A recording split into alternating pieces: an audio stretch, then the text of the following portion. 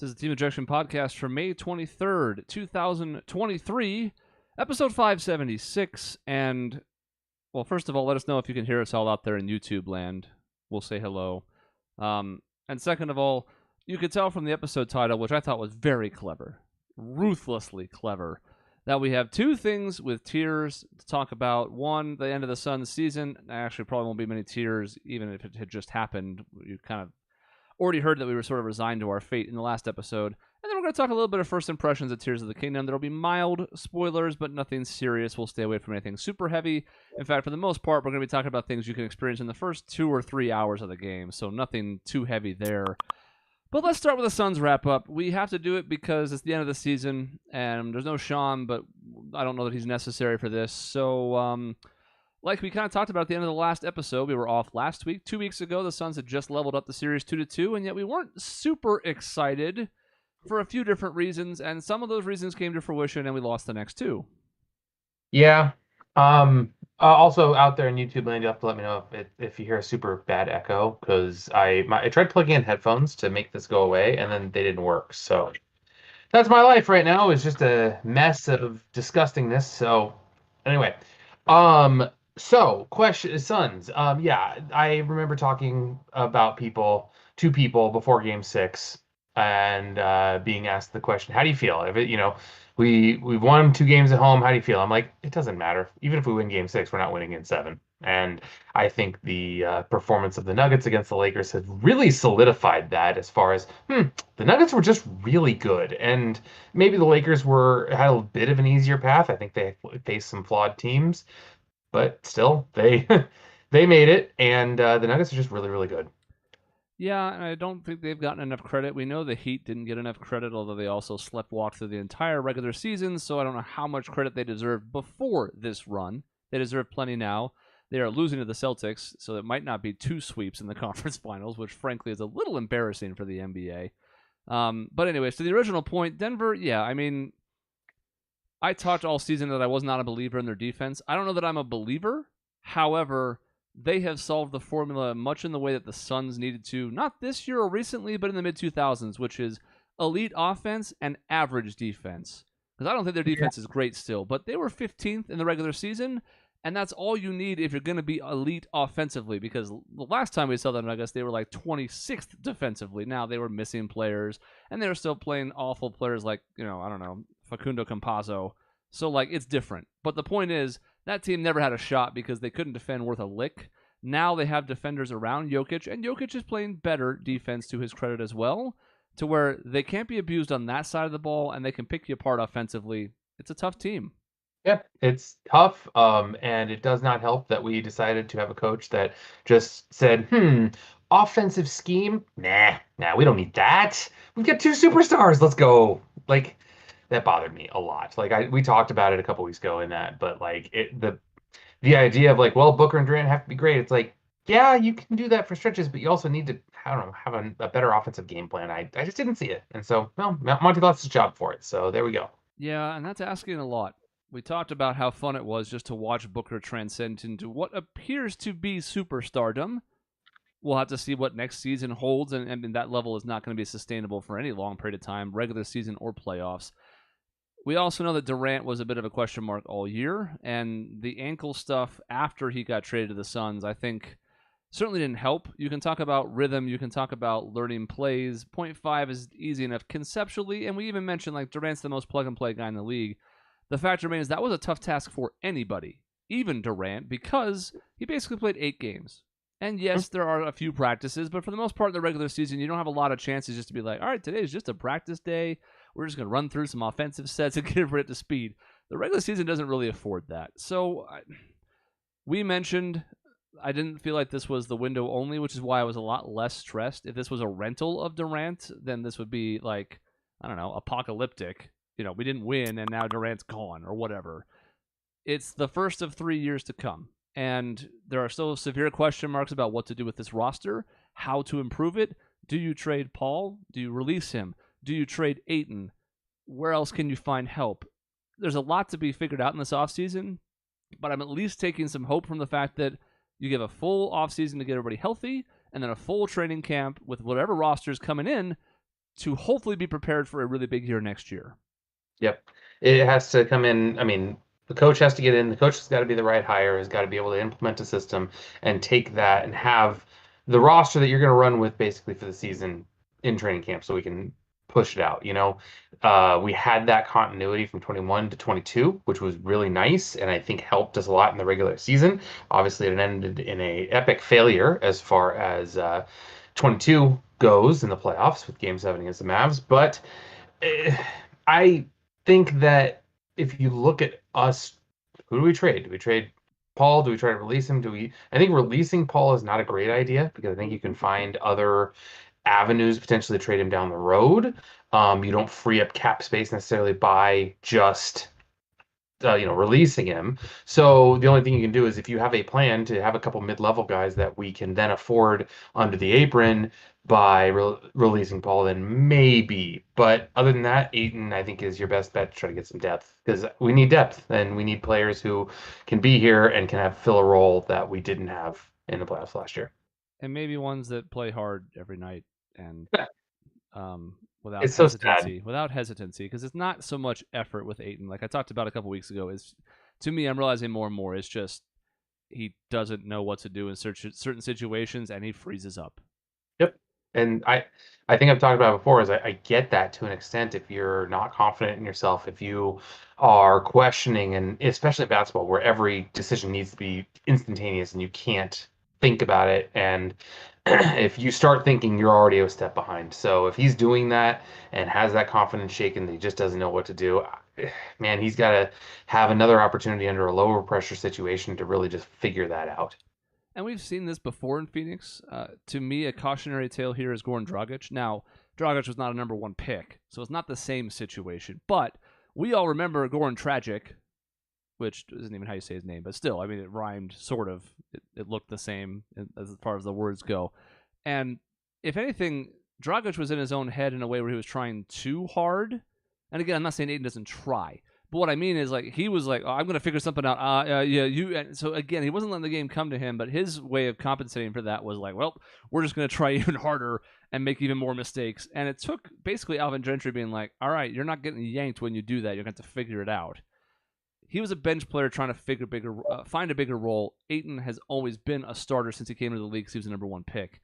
I do think there's a chance somehow that he finds it. I don't think it's going to happen in a Phoenix uniform, and I don't think it's going to happen at all. But there is the possibility that either a new head coach, here or elsewhere, or a clean slate somewhere else might be the missing piece. Because for all of his faults, Ayton does still put up 18 and 10 and on efficient numbers, has great footwork, great agility, great athleticism. It's just he's got Alex Len hands and a questionable motor. So it's like, if he was a number 12 pick, we'd probably love DeAndre Ayton, but he's a number 1, and he went before Luka, so that stigma is going to follow him for the rest of his career unless he corrects. Well, and because of that number 1, because of the precedent, you had this idea of what he could do. You saw it in 2021. I mean, game 1 of the finals, he had a 2019 game. Probably should have a 2020 game. Thanks, Chris Paul. But yeah, we saw the potential there. And then when it's not fulfilled and then you get $30 million a year, man, that's a recipe for people really turning on you really fast. And he's an NBA player by all means. Like, he is going to last. He'll have a career. I mean, he's a big body who's mobile, can defend well. He's not going to be out of the league like Dragon Bender type of deal. But yeah, whether he's going to be a superstar and a max player, once this contract is up, I don't see it. It's clear he's an NBA level starter. Mm-hmm. There's probably 10 better centers than him in the league, which is only a third. So, he's a good player and maybe not max money good, but regardless, like you said, he's not going to fall out of the league. He's not going to disappear. There's no danger of that. But it is a question of return. And maybe this is where Mikal Bridges helps. You can say, well, when Bridges left, he really took off. And the answer is, well, he was getting 30 shots a game, so that helped. And he was doing that before when Booker was hurt. Everyone seems to forget that. But we didn't know what we had. Yeah, exactly. But maybe that's the example that some dumber GM, because there are still plenty of those in the NBA, will look at and go, see, they're going to basically hit him with the relationship equivalent of I can fix him. I can fix him. Yeah. I mean, he did all that stuff wrong, and Monty wasn't using him right, and they should run an offense through into which I say, good luck. So I think there is still a possibility for a decent return in a trade for Ayton. I don't know if you're going to get a better player than him. I don't know how you would ever do that. But if you can get, if he's a B plus and you can get 2 B minus players and like a C guy for depth off the bench, maybe that's what this team really needs. I don't know. There's there's rumors and chatter that apparently the Blazers want him. But apparently they don't want to trade number 3 away, which I would be like, yeah, let's make that happen some way somehow. Call that in to league office. You want to give us Nurkic and number 3 and whatever other cap filler? Cool, but that's not going to happen. They're not that dumb. I wouldn't think so, but they also, have made some other questionable trades. So maybe they are that dumb because they gave away Norman Powell for nothing. So there's precedence, different regime now, but still, any team is prone to making mistakes, just some more than others. So when we hire Isaiah Thomas to be our head coach, then we'll know that this is egg on our face. Let's please don't even speak that into existence. There was a mention of Isaiah might be around the franchise a little bit, and the fans basically had a revolt. So yeah, no, thank you. If it was bad enough, he was terrible at his job, but then there's the other stuff with his time with the Knicks, that's the thing. If you do bad things, but then you're really good at your job, people are generally willing to overlook it. If you're bad at your job and you did illegal things where you had to have some $10 million settlement, don't do that. What's the saying that they used to say about the NFL where it was like if Mussolini ran a 4.340, he would find his way on an NFL team or something like that. Insert Hitler, insert whatever, awful person. Yeah. Talent will always trump as long as you haven't done something truly awful. Ray Rice hung in the league for years after his incident, whatever. Yeah. I will say real quick, since I mentioned head coach, they did fire Monty Williams. We kind of even talked about that possibility before the break, and it's tough. I had a conversation with my stepdad when he was visiting when I was out of town for that week, and it's like, does he deserve the lion's share of the blame? No, I don't think so. It's convenient for us to want to point the finger at any one person or thing because that's how we operate. We want to find something to blame.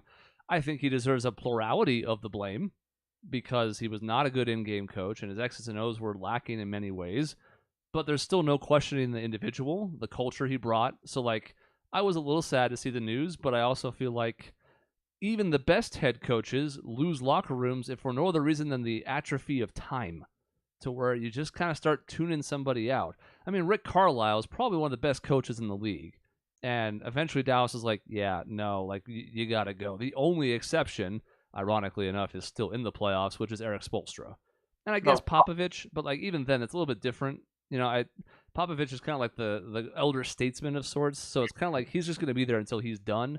Spoelstra, when the Heat kind of took a mini step back a few years ago, they could have looked in another direction and they didn't. The point is, long-term head coaches are hard to find. We'll see what comes out of this search. There's some interesting candidates, and if it's Doc Rivers, I'll blow my brains out.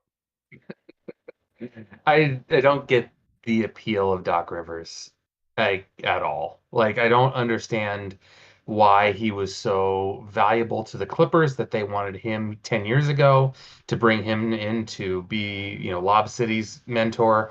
I don't understand how Philadelphia thought he was their fix after that because, the Clippers had all the talent in the world. And they had some outside distractions, but the fact that they never even got to the conference finals was kind of nuts to me.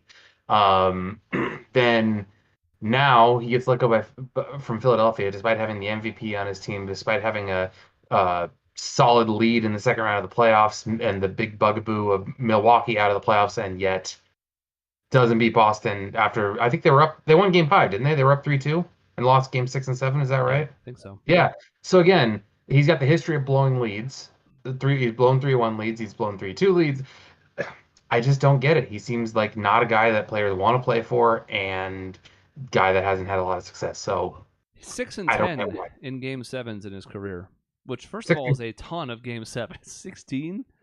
And that's 5 more Game 7 losses than any coach in NBA history, which probably won't surprise you because, again, it's really hard just to make that many playoffs, let alone that many Game 7s. However, your point absolutely is correct. I think I can see why players might want to play for him. I think he's sort of akin to Monty in the sense that I think he's a good players coach. He gets along with people. He's got the personality type for that. I don't think he's horrible at the X's and O's side. But the fact remains that it just seems like every year you cut to the sideline and he's looking incredulous about what's happening in front of him. It's akin to what Jason Kidd said earlier this year. He was like, I'm just watching. It's like, no, you're the head coach. You have the ability to affect change. Yes, ultimately it's up to the players and their performance, and that's the reason why Monty does not deserve all the blame, because plenty of people in the Suns organization let us down. So However, you can do something. You can call yeah, timeouts when teams are going on runs. You can drop plays and timeouts to get some points on the board. You can do stuff, and Doc doesn't seem to be the best at doing stuff. that's why the idea of Ty Lue, I think, fits so well if we were able to get him. Because, like, I think you said it earlier, like, Monty Williams, the human being, my God, I can't have more respect for a guy, I think, because seems just like a good dude, gets along with people, wants to be kind of like a fatherly figure, but also, friendly. He seems like a great guy. But I was saying it after game 2 of the Nuggets series. After seeing this offense bang our head against the wall, I just don't know that he's the right X's and O's guys. And with basically coaches on the floor and Booker, Durant, and Paul, I think you need a guy to oversee that and be able to work together to implement the game plan that Monty didn't have. Yeah, and adjust when things aren't going your way. I think adjustment is a term that's overused in the NBA because it's just, if you're not winning, then make adjustments. Obviously, that's how you win. You just make adjustments. There could be a talent gap or something. No. Just make adjustments. Just adjust. However, there are certainly adjustments to be made, like we talked about. Who's defending whom? Are you going over screens or under? Are you trapping? Are you showing? There's plenty of different tactical approaches to basketball. It's part of why it's so fun. And it felt like there were certainly times, especially over the last 2 years, where Monty was just kind of like, well, this is what worked for us, so we're just going to keep going to it even though it's not working at the moment. And it's not just, you don't want to overreact to one game or one bad performance or whatever, but there have been glaring problems that needed to be fixed, and at the very least, I don't think we tried to fix them. Maybe they couldn't have been fixed, but the two things I go back to are we played Okogie down the stretch as the 5th starter in that lineup and then immediately threw that aside in game 1 against the Clippers and the whole series. I have no idea why that was the reasoning. We didn't know we were going to play the Clippers. Well, then mess around with Craig in the regular season just to get a feel for that 5-man unit and see how it is, right? And then the stuff with Ross and Warren in particular, it baffles me. The fact that it happened twice, where Monty had to, on 2 separate occasions in the span of 3.5 weeks, be like, yeah, he played really well. He gave us a spark. I should give him more minutes. Twice, to me, was like, what are we doing here, man? Yeah. And he talked about defense and that have to live with the consequences. Well, we basically gave up the same amount of points playing him and not playing him. I mean, I'll give Shamet some credit as far as defense. He did hustle and had some success against Murray, more so I think the Lakers had against Murray. But when out of 6 games, Shamet had 1 game where he actually hit some shots, you got to generate some offense somehow, other than your 2 main guys. And you can't just rely on Booker and Durant scoring 80 points. It would be your only method of winning a game. And that's why when I look at other coaches like Spoelstra or Lue, I mean, maximizing your talent is something that I don't think gets talked about enough in the NBA. Being able to see exactly what you have and how to put them in the right position to succeed. And those two seem to be the best at it, is Spoelstra and Lue. Yeah, and it's about, not having skin in the game, about managing ego. Like the Lakers, after D'Angelo Russell was minus 79, well, net minus 79. He was a minus like 56, and they were plus 23 without him on the floor. After he was minus 79 in 3 games, they finally went, because I remember hearing about Darvin Ham's adjustments. It was all the rage about, with Rui Hachimura guarding Jokic for 6 possessions in game 1. Oh, Darvin Ham's got it all figured out. It's like, no, he hasn't figured out shit. They were down 3-0 before he finally figured out D'Angelo Russell was actively hurting them. So, sometimes the signs can be blatantly obvious, and because you're worried about hurting someone's feelings or balancing the mood of people on the team or whatever, you don't make the call. We need somebody who's going to make the call.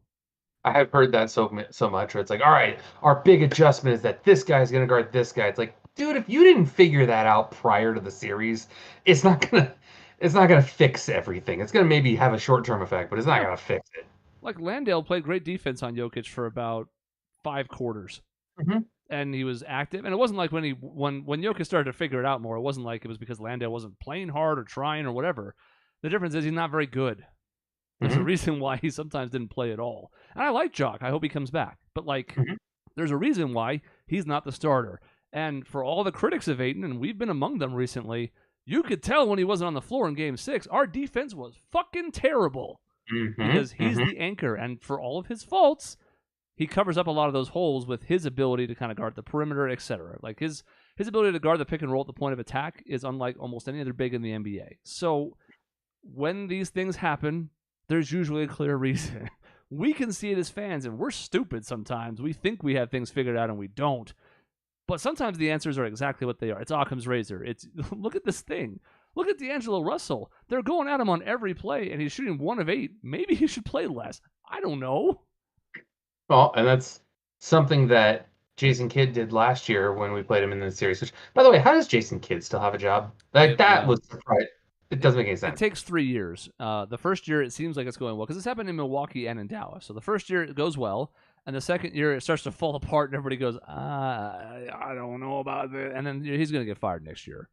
It's just after how that season ended and the fact that they might lose Kyrie as well. It's just like, oh, God. But it ended that way on purpose. Don't you see? They lost so they could keep the number 10 pick.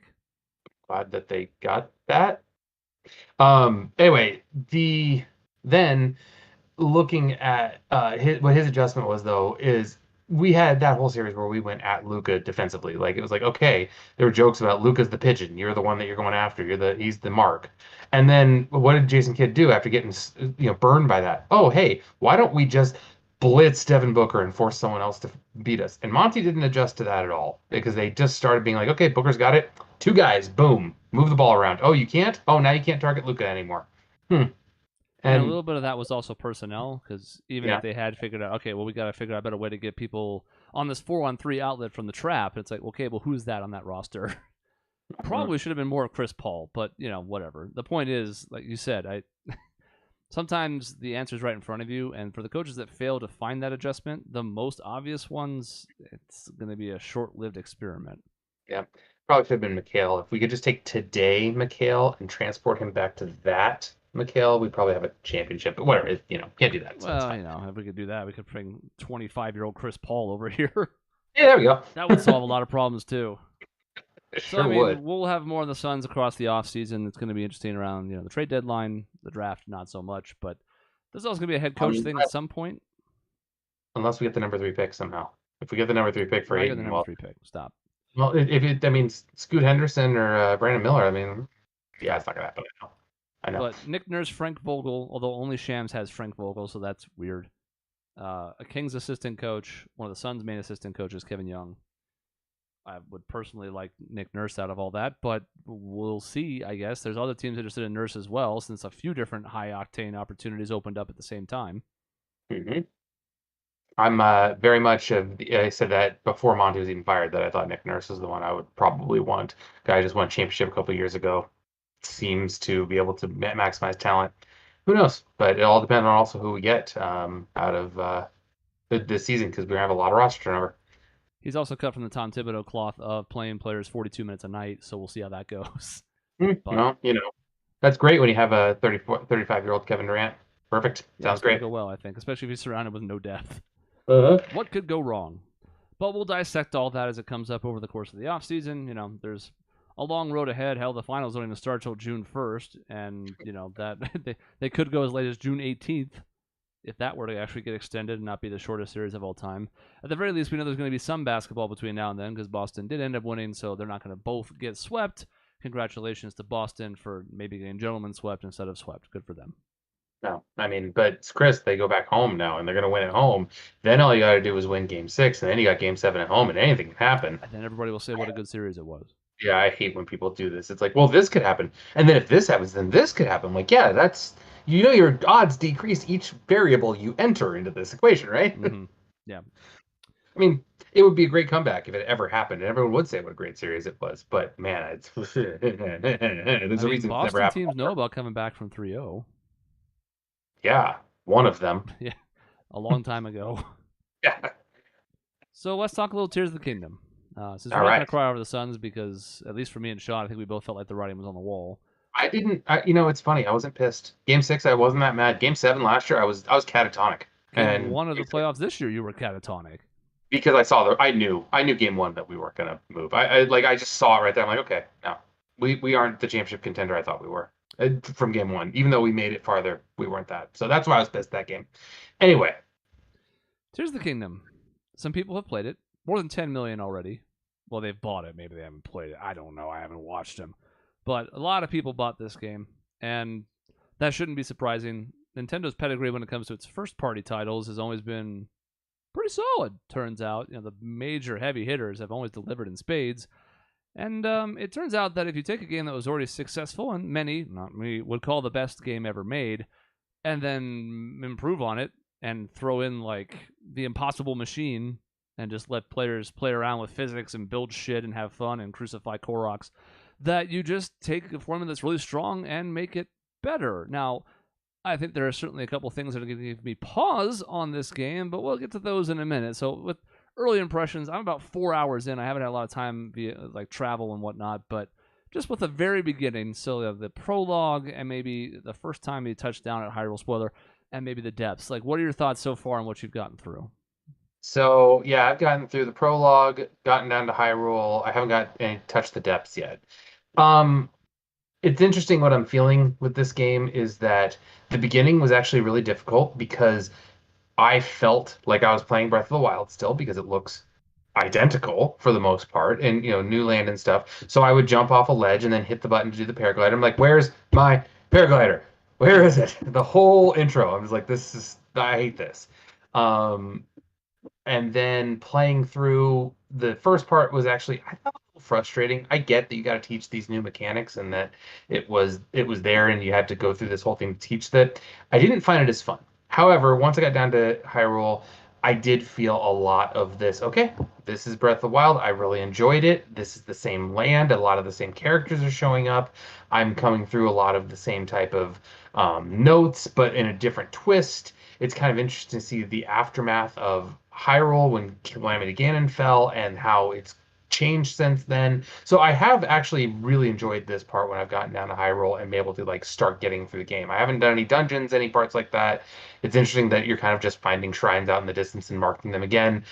So I've got a lot to go on this still, but so far I have been enjoying my time.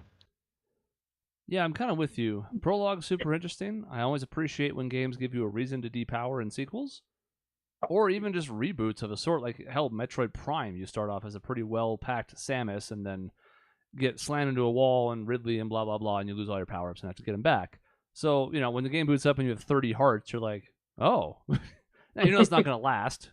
Or at the very least, if it does, they're not going to mean anything because damage is going to scale somehow or whatever. Like it's a facade. But either way, it's like, oh, this is cool. I have all my hearts. I got my full 3-ring stamina meter. Got my This Master is Sword. this is all well and good. Having a time, just walking around with the princess. I like their interactions, so this is all great. And it does a good job of kind of just building up to that moment. That creates some problems with that same moment where it's like, okay, so I had 30 hearts. It took me all of them not to die. So when they talk about like, well, you might have to go after that thing again, you're like, I don't think so because I have 4 hearts now. So I probably just get evaporated if I try. But anyways, that's game mechanic stuff. Story-wise, it makes sense. Here's my question for you.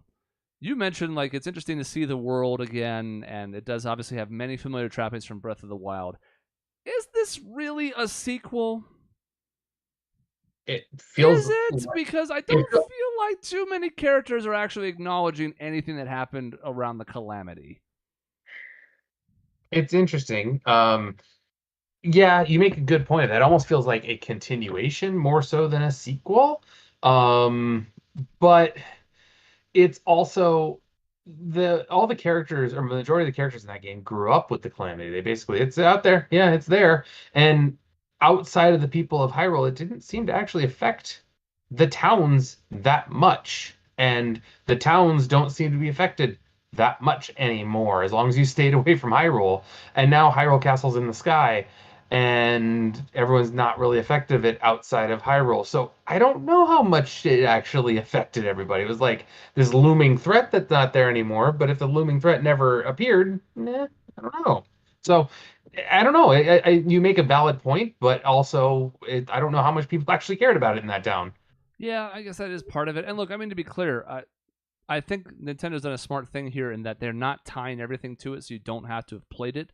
Although a ton of people played Breath of the Wild because it's on, other than the 3DS, maybe the most accessible piece of hardware that's ever been made, right? Like the Switch is ubiquitous. Yeah. But it is a little bit weird sometimes because it's like when people see you now, it's like, oh, hey, it's Link. You're Zelda's friend. You guys went ventured into the depths of underneath Hyrule Castle, and then you were gone for a while. And it's not like, hey, it's Link, that guy who saved everyone Yeah. recently. It Well, happened. I was happening. there. And like the divine beasts are just like gone. You're like, well, they were massive. How did they just float off into the atmosphere? Like, what the fuck? Yeah. So I mean, it's quibbling, to be clear, and I'm not saying like I've detracted from my experience, but it is a little bit strange. Probably the right call, just to make it accessible for people who somehow didn't play Breath of the Wild and are jumping into this, which still kind of boggles my mind. But at the very least, it's offset by some other really good decisions. I mean, look, re-exploring Hyrule still feels pretty good because it's what you liked about the experience, and you also have the sky areas, which are not huge but add to it. And you have the depths, which is basically the size of Hyrule, but now underground and all new. So Mm. if you enjoyed the exploration aspects, and like you said, pinging temples and looking at weird enemy combinations and building stuff and throwing it at people, like that's all well and good. And that's one of my favorite parts of the game. So in that respect, I'm like, this is great. I want more of this. Yeah, I hadn't hmm. I hadn't thought about well, no, I lost my train of thought. So you know what? I suck at that. But um yeah, I've never thought about okay, you just shut me up. Cool. I'm not there anymore. That's My fine. picture The viewers will figure it out eventually. I'm it's making sure fine. that we I don't don't get any more noises from my work email. that's fine. Okay, Um you'll be okay. back now. So all right, there we go. I exist. Yeah. So the going through the game, yeah, I feel so much like it. It's amazing. Yeah, like you said, it's that so many people like they want to make it accessible. I sure wish they did have the Divine Beast just like in the background. It would be better. I never even thought about that till you mentioned it. Now it's all I'm gonna think about. So thanks for that, by the way. Um, but again, overall, they're doing a lot of the things that they did well. They're throwing it in there, and they're giving people a choice now. They're letting you kind of like the way I played this is that when I first got down to Hyrule, I'm like, okay, there's some wood and some wheels, and I'm gonna try to make a car. And I failed miserably at it. I'm like, I suck at this. I'm gonna play the game. Meanwhile, there's people out there who are gonna be like, what can I possibly make? And spend dozens of hours just crafting stuff and meticulously going through. I don't have the patience for that. I just don't. I never have in my gaming experience. So I'm going to go enjoy the game and the story and have fun with it. And if you enjoy making all these cool things and I get to see the fruits of your labor on YouTube, great. I am all for that. So I think they've struck a really good balance in this and something that's going to last because Breath of the Wild did that with some of the crazy physics stuff. They had some of the master mode stuff. They struck this, hey, this has some longevity on social media. This one will have even more of that, I believe. I think one of the smartest things they've done, and I'm loath to admit this because I still love a well-crafted Zelda dungeon, is they've doubled down on exactly what you said, which is okay, here's a puzzle. There's probably like 8 different ways to solve this, and then y'all are going to come up with like 6 more we didn't anticipate. Yeah. You're going to combine things with your new ability to stick things to other things and then power them up with different abilities, and you're going to come up with solutions that we couldn't have even dreamed of. We came up with several to make sure that there was, a way to figure it out. But now it's even more open-ended than it was in Breath of the Wild, and that's one of the game's biggest strengths, no doubt. Mm-hmm. And it does open up for creativity, like you said, whether that's in puzzle solving or combat, which there are some ways to do as well, or just fucking around. And as an added bonus, it's even more speedrunner friendly than the first game was, because once again, there's the final area.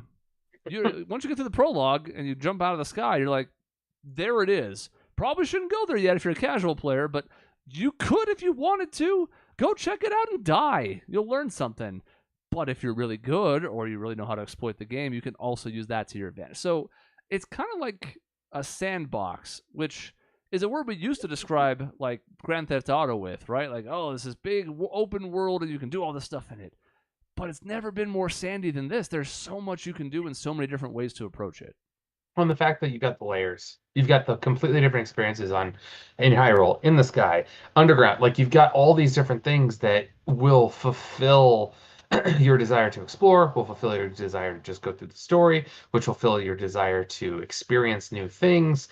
There's just so much to it. And again, I had a hard time at the very beginning of this, wondering like, God, am I gonna like this game? And then really when I got into the teeth of it and stopped trying to make this my own and just said, okay, look, there's a story here. I'm going to go explore this story and figure this out. I'm going to figure out what this gloom stuff is.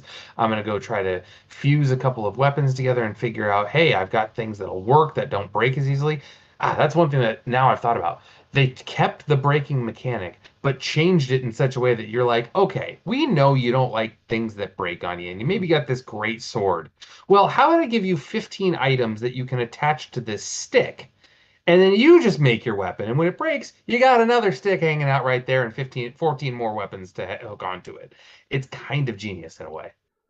Yeah, and in some ways, this is one of the parts I'm still not sure how I feel about it. I'll have to give my full impressions when we do an actual review, which will probably be in a few weeks. It's going to take us a while. I'm with you most of the way because I think it is better. I think it is nice that you can, again, just be like, well, all the weapons have corroded for some reason. So you just are going to have to make do with sticks and axes. And, here's a stick on a stick, which is one of my favorite things to do is just put a stick on a stick and then make it a longer stick. It's so great when he puts it away and it's like digging into the ground while you're running. It clips to the ground. You're like, working as intended. It also does, in a way, make the weapons feel even less meaningful than before. Yes. Because now, obviously, there are plenty of special weapons that have different effects. Some of them are better when you attach zonite technology to them or whatever, right? But then it's like, I'm just swinging whatever I have on hand. There's really no difference between it. Yes, different weapons hit differently. You have, long, fucking spear-type weapons and big broadswords and little swords and all this stuff, right? Great, sure. But at the same time, I'm like, now I'm not even really paying attention to what I'm using. It's just whatever's on hand. How am I full in my inventory? Okay, then I'll wait for something to break. I'll pick something else up. I'll stick a new thing on top of it, and we'll just go. So I'm like, on the one hand, it's better. And on the other hand, I've never paid less attention to it than I have now. But it removes a bit of that discomfort and anger that players felt when the good weapon did break. Because it's like, all right, well, I've got another rock on a sword, so it's okay. And I've got three rusty traveler swords, but then I've got one with a rock and then one with this with the sharp zonite technology on it. So if I've got to go break open some minerals, I've got my rock sword to do it. And if I want to go chop down a tree, I've got my axe sword to go chop down. So you can kind of keep your weapons in a better way, knowing what situation to use what in, and then you have your fighting weapons aside from that. So it's a little easier to manage in a way because there were some times where I was just like, in Breath of the Wild, where I'm like, oh, I'm never going to use this sword because it'll break eventually, and that defeats the whole purpose of having something good. Yep. Whereas now, my favorite weapons, and the ones I remember, the ones that don't make any sense, like sticking a torch on a broadsword and then using that to light up, whatever, a hot air balloon. Being like, yep, this is my sword torch. That's the thing that I'm doing. Or just the fact that the game encourages you to try stuff because, the fuse option's like, all right, well, you can't get away with everything, and if you can, sometimes we're going to shrink it to a more convenient size, so you might attach that big wood plank to your sword, but it's going to be a little bit shrunk down when you do it, because that wouldn't make sense. I still think my favorite was it's very early on in Hyrule, and it's like, hey, there's an explosive barrel over there. Can I attach that to my sword? I can't attach. Okay, that's cool. Oh, but if I swing it, I'm going to die. Ah, shit. I can't unattach it now. Ah, fuck. So again, just experimenting and messing around with stuff. So I threw it at an enemy instead. This is all great. I love the creativity. I should have tried that because I had a whole section where I flipped to the top of a skull and there was a whole bunch of explosive barrels and one of those giant bobbikins. I'm like, how am I going to kill this guy? Arrows don't do much and I don't have enough bomb flowers. That would have been great to attach the thing to a sword and just throw it at him. Yeah. And I do miss the bombs a little bit. Because it was fun having a limitless supply of those to chuck and then watch them roll down hills and into crevices and be able to detonate them when you wanted. That's the one item where I'm kind of like, oh. But the other new additions are all really solid. And again, just the ability to stick stuff to other stuff and the fact that it gets more and more elaborate and detailed as you go.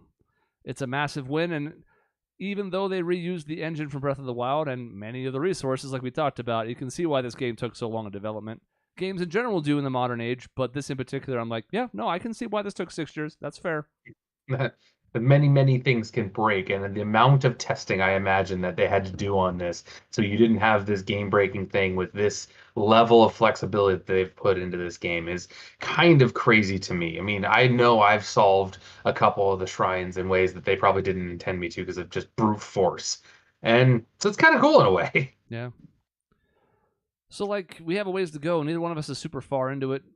Sean, I think, is now playing it. Now he's on his cruise, but I don't think he started it at all on a trip because he's been. That's a weird sentence, by the way.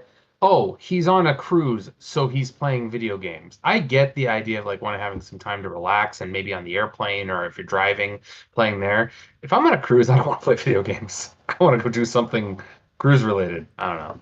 Well, you're wrong. Well, no, I'm going to tell him that because he's got, I mean, he's going to sit in his room. I don't know. I don't like that. I like to explore. But I'm an extrovert. We'll have a review of that in full with spoilers, all of them, in I would guess about a month. Because all three of us need to beat it, and even maybe potentially like Michaela or Doug could also join on that. Depending on where they are with it, I don't know if Michaela will have beaten it in time because I think she's going to do more cruise stuff than he is. But in any case, we'll get to that soon as we all beat it, and we'll do a full review on that because it deserves it. Have you seen Guardians 3 yet? Not yet. I want to, if not this weekend, the next weekend. Okay, because we'll do that soon. Sean and I saw that, and I have thoughts. I've saved my one hot take. I haven't told him yet, so I can save it for the show and farm those clickbait reactions, baby. You can blow his mind. It's actually not that hot of a take, if I'm being honest, but I do think I finally realized what's dropped me from the MCU. So stay tuned for that. It's going to be fun in the next episode or the one after that, depending on when Dave sees it. We'll have a game show to do soon. We haven't done that in a minute, and I have another idea for a tier list at some point. So once again, just teaming with ideas, and that's assuming we don't have other stuff like Emergency Sunscast when they hire Doc Rivers or whatever the hell. Like there's always stuff that pops up when we least expect it. I can't imagine what Emergency Suncast when we hire Doc Rivers is, and Chris just sits there crying into the microphone for the entire hour. Right? That's the hardest part. Is I don't even know what I would say. Yeah. It would be. You don't often get me speechless, but that would be one where I would just be like, why. I don't think I think that's not a situation for Emergency Podcast. I think that's just we ignore it until maybe something good happens and then be like, all right, well, I'm glad something good is happening. Yeah, and if the roster is assembled around Durant and Booker and it's awesome, maybe it doesn't matter as much who the head coach is, but I would still be sad. So no, I don't actually think we would do that, but I was trying to think of what an example of a Suns thing would be, and it's either massive trade or weird head coach hire, because I'm not really going to do it. Like if it was Frank Vogel, which I don't think it's going to be, but I'd be like, okay, pretty good coach. We'll see how it goes. I don't need to be like, I got to talk about that for an hour. If it's Ty Lue, we might do that one. Even then, I guess we could see. I don't even know what we'd trade for him. A second round pick? Because it's about all we can. So anyways, plenty of stuff coming up. Should be back on a regular schedule for the foreseeable future. Might miss a week in July because the 4th is a Tuesday, but we'll see what happens as we get closer to that because I have a parade to do that day, for example, among other things. But that's a month off. We'll see what happens then. In between episodes, you can find us at our website, objectionnetwork.com or youtube.com/objectionnetwork. Right now, we're continuing our top 25 Zelda songs, perfectly timed, almost like we planned it, and we're getting towards the top 10 as we speak, so go check that out. We'll see you next time.